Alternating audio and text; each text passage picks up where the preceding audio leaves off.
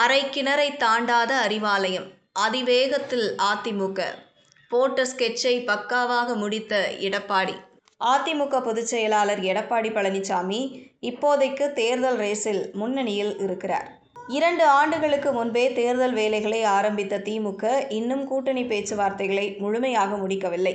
இன்னும் தொகுதி பங்கீடு, எந்தெந்த தொகுதிகளில் போட்டி, வேட்பாளர் தேர்வு என பல வேலைகள் இருக்கிறது. ஆனால் தாமதமாக தொடங்கினாலும் தொகுதி பங்கீட்டை முடித்துள்ள எடப்பாடி தற்போது பிரச்சாரத்தையே தொடங்கிவிட்டார் என்பதும் கவனிக்கத்தக்கது.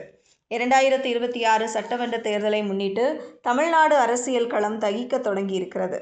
ஆளும் திமுக கூட்டணி, எதிர்க்கட்சியான அதிமுக, பாஜக கூட்டணி, நாம் தமிழர், தமிழக வெற்றிக் கழகம் என 4 அணிகள் இந்த தேர்தலில் களம் காண்கின்றன. திமுக கூட்டணியை பொறுத்தவரை காங்கிரஸ், விடுதலை சிறுத்தைகள், கொங்கு நாடு மக்கள் தேசிய கட்சி, இந்திய கம்யூனிஸ்ட், மார்க்சிஸ்ட் கம்யூனிஸ்ட், இந்திய யூனியன் முஸ்லீம் லீக் உள்ளிட்ட 20க்கும் மேற்பட்ட கட்சிகள் அணிவகுக்கின்றன. தற்போதைக்கு அந்த கூட்டணியில் தொகுதி பங்கீடு மட்டுமே முடிந்திருக்கிறது. அதிலும் காங்கிரஸ், விடுதலை சிறுத்தைகள் உள்ளிட்ட பல கட்சிகள் கடும் போராட்டத்திற்கு பிறகு இடங்களை பெற்றன. மக்கள் நீதி மய்யம் போட்டியிடவில்லை என அறிவித்த நிலையில் கூட்டணியில் இருந்த தமிழக வாழ்வுரிமை கட்சி வெளியேறிவிட்டது.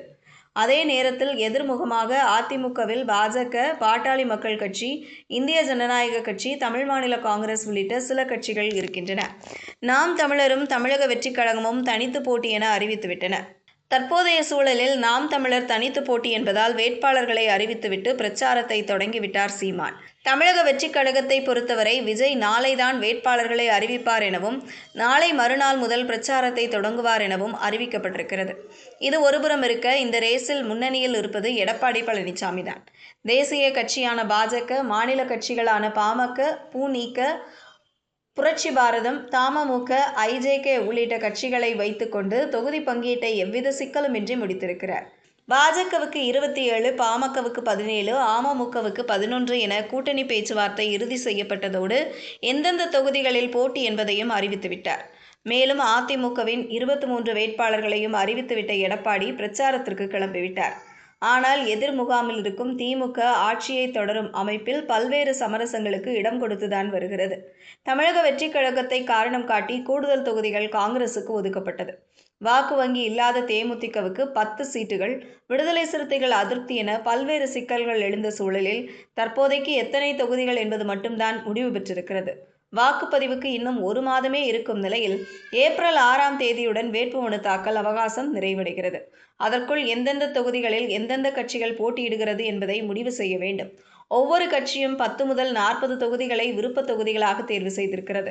சாதகமான தொகுதிகளில் தாங்களும் வெற்றி பெற வேண்டும், கூட்டணி கட்சிகளை வெற்றி பெற வைக்க வேண்டும் என்பது திமுகவின் எண்ணம். ஆனால் திமுக பலமாக உள்ள அல்லது ஏற்கனவே தேர்தல் வேலைகளை தொடங்கிவிட்ட தொகுதிகளை காங்கிரஸ் உள்ளிட்ட கட்சிகள் கேட்பதாக சொல்லப்படுகிறது. இது திமுகவுக்கு ஒரு நெருக்கடிதான். அதே நேரத்தில் எடப்பாடி பிரச்சாரத்திற்கு கிளம்பிவிட்ட நிலையில் இன்னும் சில நாட்களில் அதிமுக 2ஆம் கட்ட வேட்பாளர் பட்டியலும் வெளியாகலாம் என எதிர்பார்க்கப்படுகிறது. அதற்கேற்ற வலுவான வேட்பாளர்களை நிறுத்த திட்டமிட்டு வரும் திமுக, அதற்கு முன்னர் கூட்டணி கட்சிகளுக்கு எந்தெந்த தொகுதிகள் ஒதுக்கப்பட்டிருக்கிறது என்பதை அறிவிக்க வேண்டும் என்பது குறிப்பிடத்தக்கது.